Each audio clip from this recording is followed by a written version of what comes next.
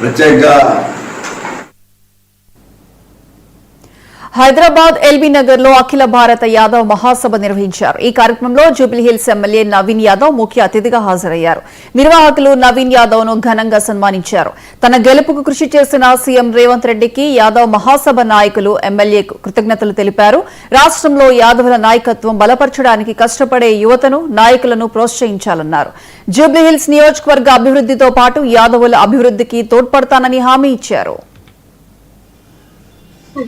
ఈరోజు అఖిల భారత యాదవ్ మహాసభ తెలంగాణ రాష్ట్ర అధ్యక్షులైనటువంటి రవీందర్ యాదవ్ గారు, యూత్ అధ్యక్షులైనటువంటి యశ్వంత్ యాదవ్ గారు, మిగతా యాదవ్ కమిటీ పెద్దలందరూ కూడా ఈరోజు సన్మాన కార్యక్రమం ఏర్పాటు చేయడం జరిగింది. అంటే ఈరోజు తెలంగాణలో కాంగ్రెస్ ప్రభుత్వం రేవంత్ అన్న యాదవ్ నుండి మాకు ఒక అవకాశం కల్పించడం, రేవంత్ అన్నకి సభాపూర్వకంగా యాదవ్ పెద్దలందరూ కూడా ధన్యవాదాలు తెలియజేసినారు. అట్లానే ఈ రాష్ట్రంలో యాదవ్ నాయకత్వం బలపరచడానికి, ఈ నగరంలో రాష్ట్రం బలపరచడానికి మా యాదవ్ పెద్దలందరూ కూడా నిర్ణయం తీసుకున్నారు. కష్టపడే యువతను ప్రోత్సహించాలని, కష్టపడే నాయకులను ప్రోత్సహించాలని చెప్పి ఒక బలమైన నిర్ణయంతో అఖిల భారత యాదవ్ మహాసభ ముందుకు వస్తా ఉంది. మా రవీందర్ యాదవ్ అన్న కూడా యంగ్ లీడరు అధ్యక్షత వహిస్తా ఉన్నారు. మరి రవీందర్ అన్న ఆధ్వర్యంలో కోకాపట్లోని హాస్టల్ గత ప్రభుత్వం స్థలం ఇచ్చింది, కట్టించినారు. ఇంకా అభివృద్ధి కార్యక్రమాలు కొన్ని పెండింగ్ ఉన్నాయి.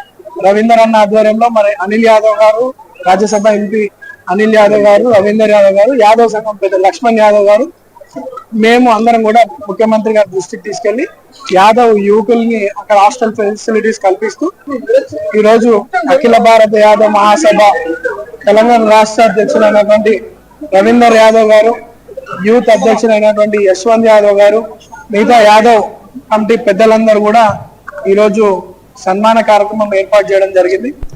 అంటే ఈరోజు